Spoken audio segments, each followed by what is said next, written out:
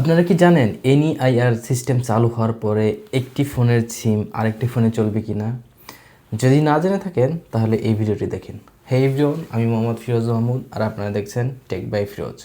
তো আপনারা অনেকেই জানেন যে এনইআইআর সিস্টেম চালু হওয়ার পরে একটি সিম কিন্তু অন্য ফোনে চলে না। তো আজকে আমরা সেই টেস্টটাই করব। আমার কাছে একটা ফোন আছে এবং এখানে 3-4টা সিম আছে। আমার কাছে টোটালে 5টা সিম আছে এখানে। তো আমার হাতে এখানে 5টা সিম আছে। তো এই 5টা সিম আমি আমার এই ফোনে ইনসার্ট করে দেখব আসলে এই ফোনে সবগুলো সিম কাজ করতেছে কিনা। এনইআইআর সিস্টেম যখন ফুললি চালু হবে তখন কিন্তু একটি ফোনের সিম অন্য ফোনে কিন্তু ইনসার্ট করলে তখন কিন্তু সেটা নেটওয়ার্ক পাবে না।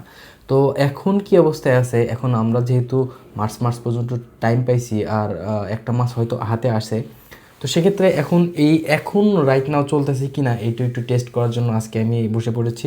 এটা আসলে আমি এখনও ক্লিয়ার না যে আসলে একটি ফোনের সিম অন্য ফোনে চলতেছে কি না। তো এই জন্য আমি আজকে সব কিছু একদম নিয়ে বসে পড়ছি। দেখেন, তো আমরা চলেন আগে ফোনের সিম ট্রেটা খুলে নিই। সিম ট্রেটা খুলে নিয়ে প্রথমে আমি এই আমার একটা টেলিটক এখানে সিম আছে আর একটা রবি সিম। আমি প্রথমে রবি সিম দিয়ে দিচ্ছি। এগুলো কিন্তু আগে কখনোই ফোনে পড়া ছিল না, শুধু এই টেলটক সিমটা আমার ফোনে ইনসার্ট করা ছিল। তো আমি যে ফোনটা দিয়ে রেকর্ড করতেছি সেটার মধ্যেই কিন্তু ইনসার্ট করা ছিল। তো এইটা এখন এই ফোনে চলে কিনা, সো এই জিনিসগুলো এখন আমি দেখব। তো এই সিমটা কিন্তু ছিল না, তো আমরা একটা রবি সিম দিচ্ছি আর পাশাপাশি একটা টেলটক সিম দিচ্ছি। আচ্ছা, দুইটা সিম দিয়ে দেখি এটাতে নেটওয়ার্ক আসে কি না। এরপরে এখানে গ্রামীণ সিম আছে, এগুলো কখনোই তোলা ছিল না। তো এখন আমরা এটা ইনসার্ট করে দেখি কি অবস্থা। আমরা ইনসার্ট করে ফেলছি, অলরেডি টেলিটকটা আসছে।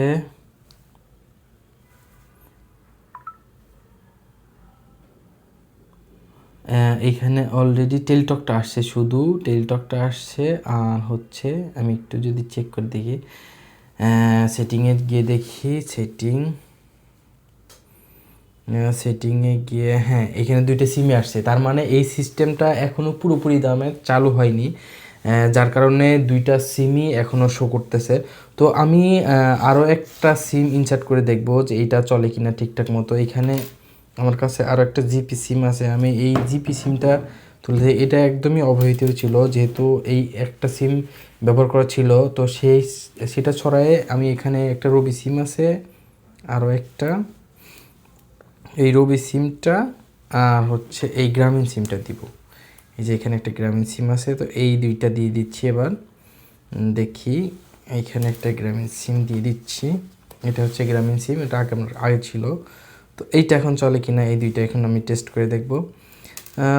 আশা করি রবি সিমটা তো পাইছিল, তো গ্রামীণ সিমটা পাই কিনা দেখি। এটা কোনো রেজিস্ট্রেশন করা, কারণ এটা সিস্টেমটা কাজ করে বিটিআরসি ডাটাবেস থেকে আপনার ফোনের ইএমইআই যে ইয়েটা আছে, নাম্বারটা আছে, সেটা নিয়ে ডাটাবেসে রেজিস্ট্রেশন করে দিলে তখন কিন্তু আপনার ফোনে নেটওয়ার্ক পাবে, আদারওয়াইজ কিন্তু নেটওয়ার্ক পাবে না। তো আমরা দুইটাই এখন ইনসার্ট করলাম, দেখা যাক।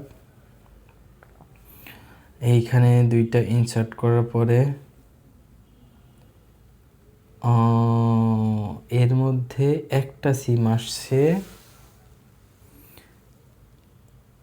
হ্যাঁ এটারও দুইটা সিমই চলে আসছে। তো দেখা যাচ্ছে এখন সবগুলো সিমই ব্যবহার করা যাচ্ছে।